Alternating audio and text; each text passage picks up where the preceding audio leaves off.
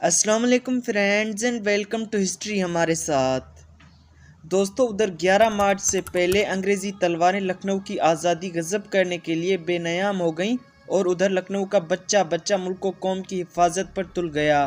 Colon Campbell Alam Bagh کی انگریز فوجوں سے عاملہ انقلابیوں نے مایوسی اور نفاق کے باوجود اپنی حفاظت کا پورا انتظام کیا اور شمالی سمت کے علاوہ تمام طرف سے محفوظ بنا لیا۔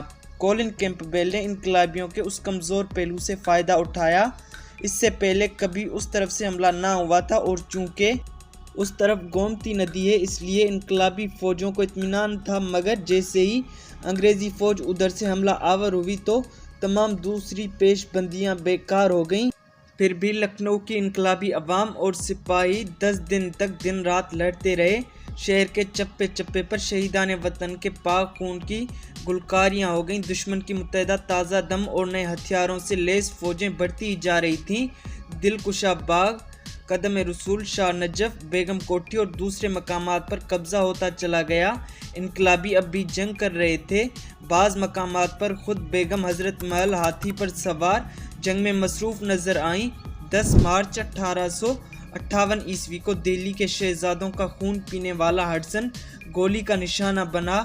انگریزی فوج قلعے میں داخل ہوئی لیکن انقلابیوں نے ہتھیار نہ ڈالے۔ انگریزی دستوں نے گھیرنا چاہا تو ان کو چیر کر نکل گئے۔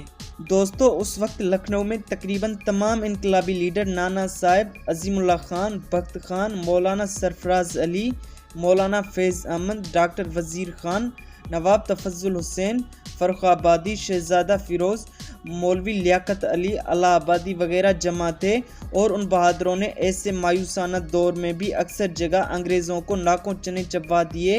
نواب گنج میں کامیابی ہوئی۔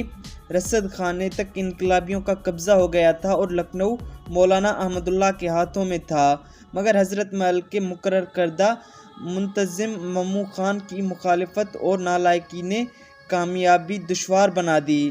آخری جنگ ایش باغ پر ہوئی۔ جب محل کا محاصرہ ہو گیا اور جنگ کی صورت نہ رہی تو بیگم حضرت محل اپنی 2 ساتھی عورتوں اور برجس قدر کے ہمراہ پیچھے سے نکل کر پیدل دوسرے محل میں گئیں اور 3 دن تک منتشر فوجوں کو دوبارہ جمع کرنے کی ناکام کوشش کے بعد لکھنؤ سے باہر چلی گئیں۔ جنگ کا پانسا پلٹ گیا مگر مولانا احمد اللہ ابھی تک مصروف جنگ تھے۔ ساورکر لکھتے ہیں کہ ہر شخص کو اس سب سے بڑے ہیرو کے احترام میں اپنا سر جھکا لینا چاہیے جو اپنے مٹھی بھر ساتھیوں کے ہمراہ پھر لکھنؤ میں داخل ہونے کی کوشش کر رہا تھا، اور آخرکار یہ تقدس مآب مولوی اپنے انہی مٹھی بھر جانبازوں کے ہمراہ موت و زیست سے بے پرواہ ہو کر سعادت گنج میں داخل ہو گیا۔ وہ ایک محفوظ اور مضبوط عمارت میں 2 توپوں اور اپنے چند جانبازوں کے ہمراہ 21 مارچ تک موجود تھے، لیکن جب تمام جانبازوں نے دین و وطن کے لیے قربانی پیش کر دی اور لکھنؤ میں آزادی کا پرچم بلند رکھنا دشوار ہو گیا تو مولانا یہاں سے نکل گئے۔ دشمن نے 6 میل تک ناکام پیچھا کیا اور وہ اب قرب و جوار کے دیہات میں مصروف جنگ تھے۔ دوستو لکھنؤ پر انگریزی قبضہ ہو جانے کے بعد اس انتقام کی داستان قلم کو خون میں ڈبو کر لکھنا پڑے گی جو لکھنؤ اور اس کے باشندوں سے لیا گیا اور جس کے سامنے دہلی کی سفاکیاں بھی کچھ نہ تھیں۔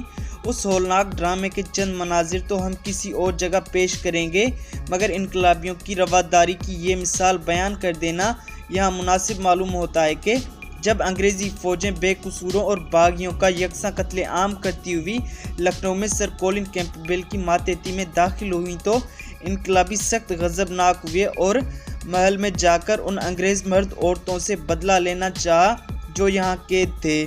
چند انگریز افسران تو ان کے حوالے کر دیے گئے جن کے خون سے انہوں نے اپنی پیاس بجھائی، مگر جب یہ اصرار کیا گیا کہ عورتیں بھی ختم کر دی جائیں تو کسی اور کی نہیں 40 بال کی زبانی سنیے کہ عورتوں کا احترام کرتے ہوئے بیگم نے صاف انکار کر دیا اور ان کو فوراً اپنی نگرانی میں زنانِ مالات میں بلا لیا۔ دوستو لارڈ کیننگ نے دہلی کی شکست کے بعد اعلان کیا کہ باغیوں کی جائیدادیں ضبط کی جائیں اور جو لوگ ہتھیار ڈال دیں گے ان کو معاف کر دیا جائے گا، مگر انقلابی صفوں میں مایوسی اور اراض کا شائبہ بھی نہ تھا۔ وہ بدستور جنگ میں مصروف رہے۔ لکھنؤ میں شکست ہوئی تو قرب و جوار میں جنگ کرتے رہے۔ اب انہوں نے گوریلا طریقہ جنگ اختیار کر لیا تھا۔ انقلابی سرداروں کی طرف سے اعلان کیا گیا کہ کھلی جنگ نہ کی جائے بلکہ دشمن کی نقل و حرکت کی نگرانی ہو اور اس کا سلسلہ رسل و رسائل کاٹ کر معطل کر دیا جائے۔ مولانا احمد اللہ نے فوراً ان تجویزوں پر عمل کرنا شروع کر دیا اور لکھنؤ کے برطانوی کیمپ کو معطل کر دینے کی کوشش شروع کر دی۔ انہوں نے لکھنؤ سے 19 میل دور باڑی میں کیمپ لگایا اور بیگم حضرت محل بٹولی میں خیمہ زن ہو گئیں۔ ادھر لکھنؤ سے ہوپ گرانٹ بھاری سامان جنگ اور مسلح فوجیں لے کر باڑی کی طرف بڑھا۔ دوستوں، مولانا نے اپنے کچھ اسکاؤٹ روانہ کیے تاکہ انگریزی فوجوں کے متعلق معلومات حاصل کر سکیں۔ یہ اسکاؤٹ بے دھڑک انگریزی کیمپ میں داخل ہو گئے۔ چوکیدار نے پوچھا کون جاتا ہے؟ جواب ملا ہمیں 12 ریجمنٹ کے آدمی۔ ٹھیک ہے چلے جاؤ، چوکیدار نے جانے دیا۔ اسکاؤٹ واقعی 12 ریجمنٹ کے آدمی تھے جو انقلابیوں کی ہمراہ تھی۔ چنانچہ اس باہمت گروپ نے تمام ضروری معلومات فراہم کر کے مولانا کو آگاہ کر دیا۔ دوستو، امید ہے آج کی قسط آپ کو پسند آئی ہوگی۔ اگر یہ قسط آپ کو پسند آئی ہو تو ویڈیو کو لائک اور شیئر کر دیں اور چینل کو سبسکرائب کر دیں تاکہ آنے والی ہر قسط کا نوٹیفیکیشن آپ کو بآسانی ملتا رہے۔